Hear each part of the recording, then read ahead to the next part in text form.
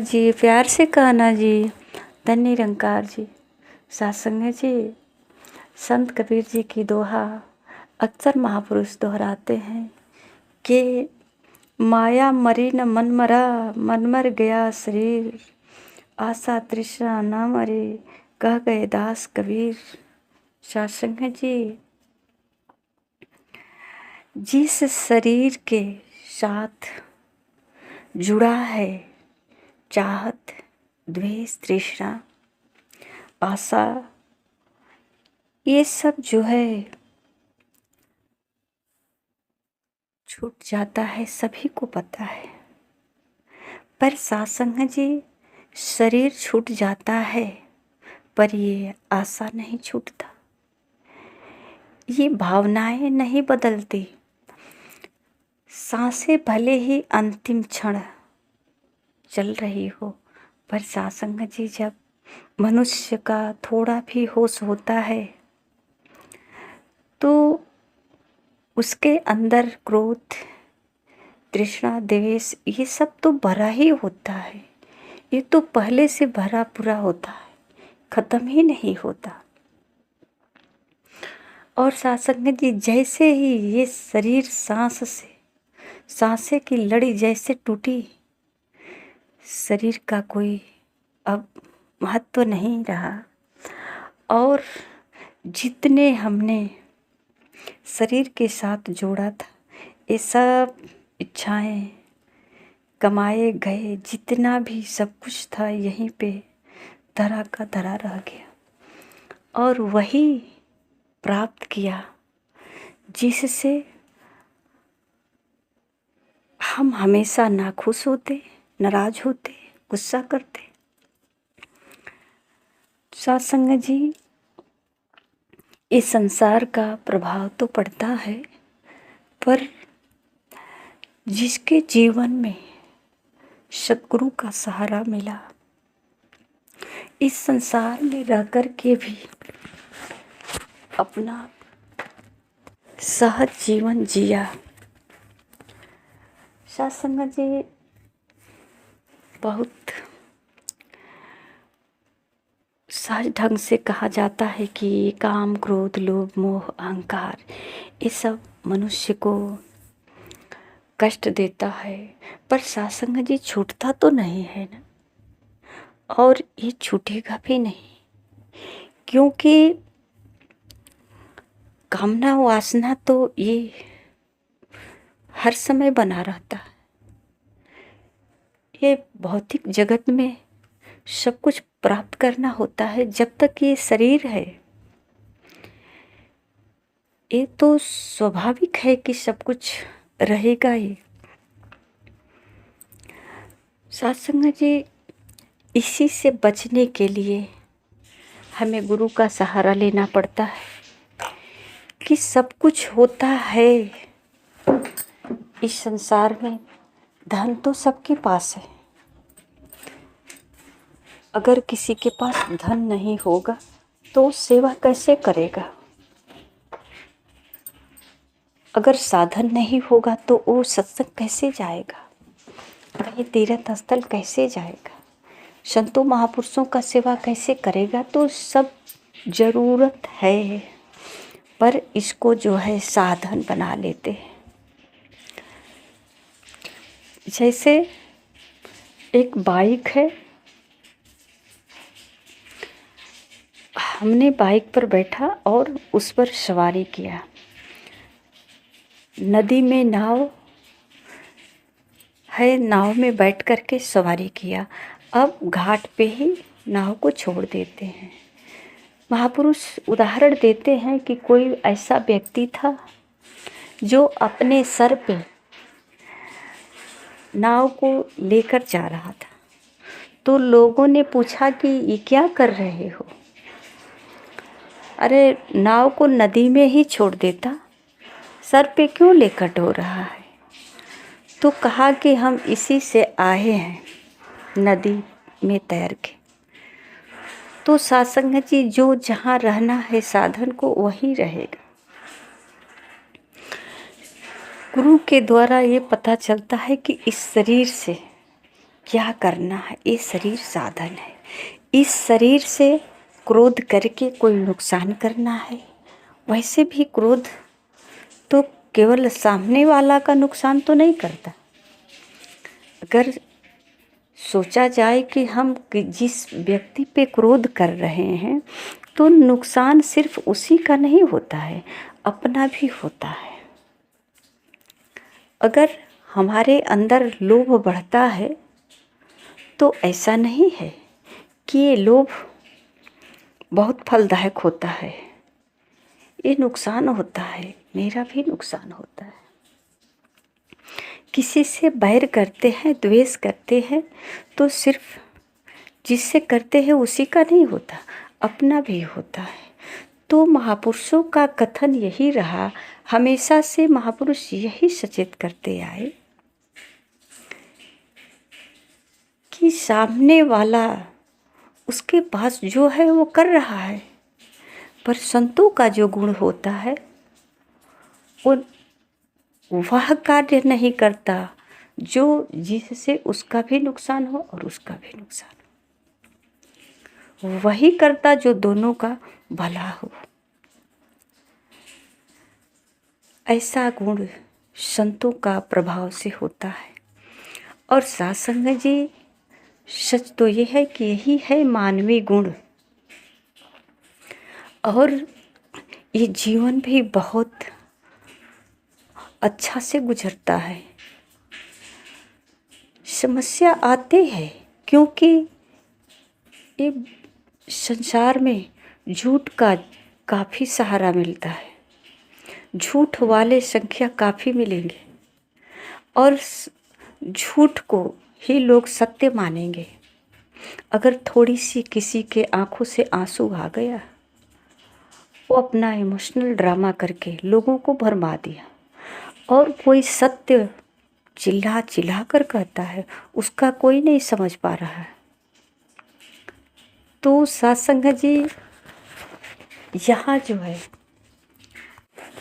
संतों का सिखलाई यही होता है कि हम अपनी अच्छाई ही क्यों छोड़ेंगे, हम किसी के सामने अपना आंसू क्यों बहाएंगे सत्य को साबित करने के लिए।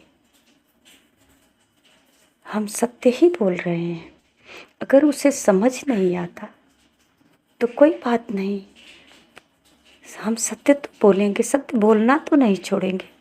अगर उसे समझ नहीं आता तो गलती उसकी नहीं, सत्य जल्दी किसी की समझ में भी नहीं आता। अगर जल्द ही समझ में आ जाती तो फिर तो हर समय सत्य ही सत्य होता। फिर सत्य के लिए इतना लड़ाई क्यों, इतना समझौता क्यों? सत्य सामने होता है पर समझ नहीं आता, आएगा भी नहीं। जहाँ के ये जाल है, एक जाल जिसको जल्दी से कहते हैं काम, क्रोध, लोभ, मोह, अहंकार। महापुरुष एक उदाहरण देते हैं कि किसी ने पंछियों को, कबूतर को सिखाया कि देखो, शिकारी आएगा, दाना डालेगा, दाना चुगोगे और फंस जाओगे, वृक्ष से नीचे मत उतरना। कबूतर ने सतर्क हो गए और रटने लगे, केवल रटने के लिए सतर्क हो गए, याद कर लिया और डाल पे बैठे हुए रटने लगा। कबूतर आएगा, दाना डालेगा, दाना चुगेंगे, फंस जाएंगे। और बहेलिया आएगा, जाल बिछाएगा, दाना डालेगा, दाना चुगेंगे, फंस जाएंगे। ये रटने लगे और वो आया भी, बहेलिया आया और ऐसे रटते हुए सुन कर के सोचा कि लगता है ये लोग बहुत चालाक हो गए हैं, अब ये समझदार हो गए, जाल बिछाने से कोई फ़ायदा नहीं, ये फंसेंगे ही नहीं। फिर कुछ क्षण उसके अंदर से ऐसा एहसास हुआ या किसी ने बोला कि आप जाल बिछा कर तो देखो। क्या हर्ज है, अपना कर्म करने में क्या हर्ज है, एक बार करके देखो, हो सकता है फंस जाए। उसने जाल बिछाया और दाना डाल दिया। कबूतर सारे पेड़ से नीचे उतर करके दाना चुगने लगे। बहेलिया ने जाल को बटोरा और कंधे पे रखा है और कबूतर जाल के अंदर रट रहा है। बहेलिया आएगा, जाल बिछाएगा, दाना डालेगा, दाना चुंगेंगे, फंस जाएंगे। साथ संगत जी, यही हालत संसार की है कि रट तो सब कुछ रहे हैं, कंठस्थ कर लिया, याद हो गया शास्त्रों का कथन, पर सत्संग जी फायदा क्या हुआ? करते तो वही है ना। महापुरुषों का कथन जो हमने याद किया, रटन किया, ये रटन से क्या होने वाला है? फंसते तो जा रहे। जो राह दिखाया उन्होंने, उस राह को तो हमने जाना ही नहीं, समझा ही नहीं। सत्संग जी भक्ति करते हैं संसार की वस्तु प्राप्त करने के लिए, और गीत किसका गाते हैं? मीरा जी का गाते हैं। भक्ति करते हैं संसार की वस्तु प्राप्त करने के लिए, प्रहलाद जी का गाते हैं, मीरा जी का गाते हैं। जो माता सेवरी जी का गाते हैं, जो अपने दौलत को ठोकर मार कर निकल गए। मीरा जी के पास क्या नहीं है, सब ठोकर मार दी, और हम मीरा जी का भजन गाते हैं दौलत पाने के लिए। चाहे किसी देवी देवता स्थान पे जाएं, कहीं भी जाएं, सत्संग में भी जाते हैं, तो वही हालत फिर कबूतर की तरह मांगते हैं परमात्मा से क्या चाहिए। मीरा जी का भजन गाते हैं, पर ये विचार में नहीं आता कि मीरा जी तो सारी संपत्ति को छोड़कर आई गुरु के चरणों में, और हम सब कुछ मांगने के लिए आते हैं गुरु के चरणों में। तो सत्संग जी, ये जो कबूतर वाला रटन है, इस रटन से कोई फायदा नहीं। ये जीवन और उलझन में पड़ता जा रहा है, इसलिए कि हमने तो सब कुछ याद किया, हमने तो सब कुछ किया प्रभु, पर आपने तो सहारा नहीं दिया। सत्संग जी, अगर हमने उपकार हजारों बार रटे, या एक उपकार नाम का माला ही बना ले, दिन भर माला को जपते रहें, उपकार करते रहें, और एक बार किसी का उपकार न करें, किसी का सहारा न बने, किसी पर दया न करें, तो इस उपकार शब्द को पढ़ने से कैसे होगा? न हम किसी का उपकार करेंगे, न उपकार का कदर समझेंगे, न कोई हमारे ऊपर उपकार करेगा। और ये सभी को पता है कि जो फल है इसी में बीज है, और जो बीज है इसी में फल है। अभी जो फल है वृक्ष के ऊपर, इस फल के अंदर बीज है, पर सत्संग जी किसी समय ये बीज धरती के नीचे अपना अस्तित्व को तोड़ा। जो बीज का आकार था, जो उसका जो जीवन था, शरीर उसका जो था, वो टूट गया, सड़ गया, उसमें से नया जीवन निकला, तब जाकर ये फल आया। सत्संग जी, जब ये करुणा, दया, सहनशीलता, प्यार, नम्रता, ये जब अंकुर निकलेगा, नफरत, बैर, ईर्ष्या, द्वेष ये टूटेगा, तब जाकर के इसमें हमारे कर्मों का फल लगेगा मीठा मीठा।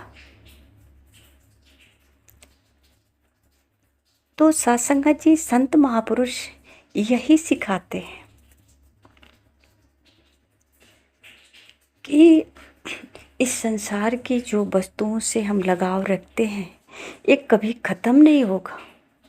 ये माया मरी न मन मुआ, मर गया शरीर। कहते हैं कि ये कभी ख़त्म नहीं होगा, हमेशा आस लगी रहेगी। अभी एक पूरा हुआ कि दूसरी आस लग गई।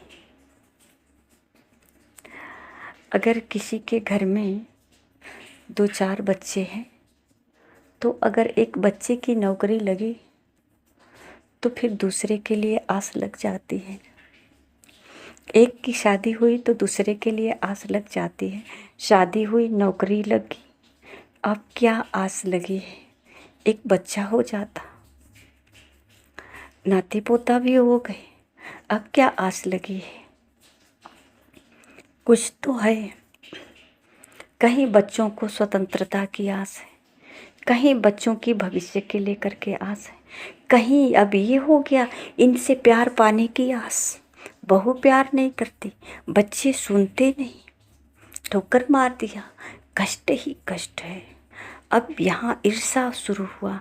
अभी तक तो मोह था, प्रेम था, लाभ की बातें थी, पर अब ईर्ष्या हो गया, द्वेष हो गया, नफरत हो गया। बस यही निरंतर चलता है जीवन में। कभी चाहत, कभी प्रेम, कभी नफरत, कभी ईर्ष्या। लास्ट समय में बस शरीर को छोड़ देना है।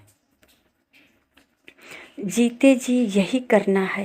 प्रेम, लाभ, नफरत, ईर्ष्या, द्वेष, लास्ट में खत्म।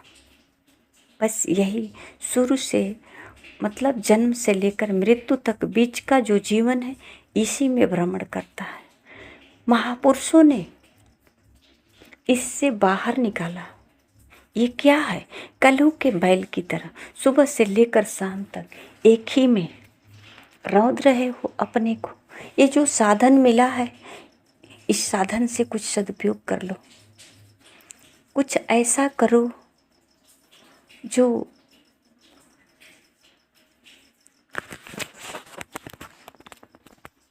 ये संसार से ऊपर उठकर, जिसको कहते हैं महापुरुष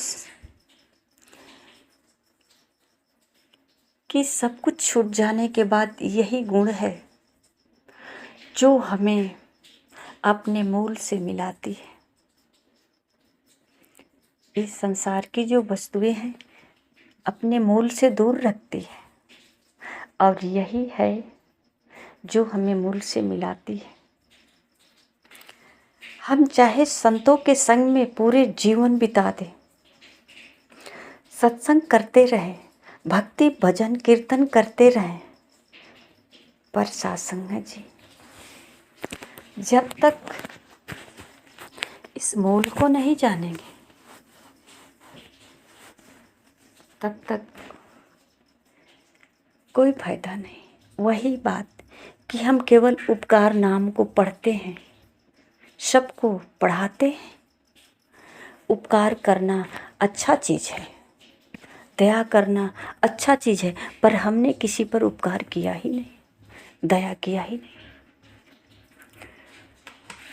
सत्संग जी, माता जी का विचार आ रहा था कि एक टीचर स्कूल में अपने बच्चों को सिखा रहा था कि किसी पर भलाई करना, दया करना। और छोटा बच्चा स्कूल से जब निकलकर घर जा रहा था, रास्ते में देखा कि एक व्यक्ति गिरा हुआ है और सबसे मदद मांग रहा है। कोई मदद देने के लिए राजी नहीं, सब लोग चले जा रहे हैं और वो तड़प रहा है, चिल्ला रहा है। फिर कुछ ही क्षण में देखा कि वो टीचर भी आया और चला गया। वो तो देखा भी नहीं उसके तरफ। तो इसके मन में एक संशय पैदा हुआ कि वह अभी तो ये स्कूल में सिखा रहे थे कि सब पे दया करना, सबकी भला करना, गिरते हुए को उठाना। पर ये तो चला गया, एक बार भी उसके तरफ देखा भी नहीं, तो इसका पढ़ाना झूठ है। साथ संगत जी, इसी तरह का पढ़ाई हम पढ़ते हैं और पढ़ाते हैं। पर ये पढ़ना ठीक है, पढ़ाना ठीक है, पर इसको कभी कर्म में ढाल कर देखें, कितना अच्छा लगता है। और जब तक कर्म में नहीं ढलेगा तब तक परोपकार, दया, ये सब पढ़ना किसी काम का नहीं। उस कबूतर की तरह सिर्फ रटन बनकर रह जाएगा। साथ संगत जी, प्यार से कहना जी। धन्य निरंकार जी।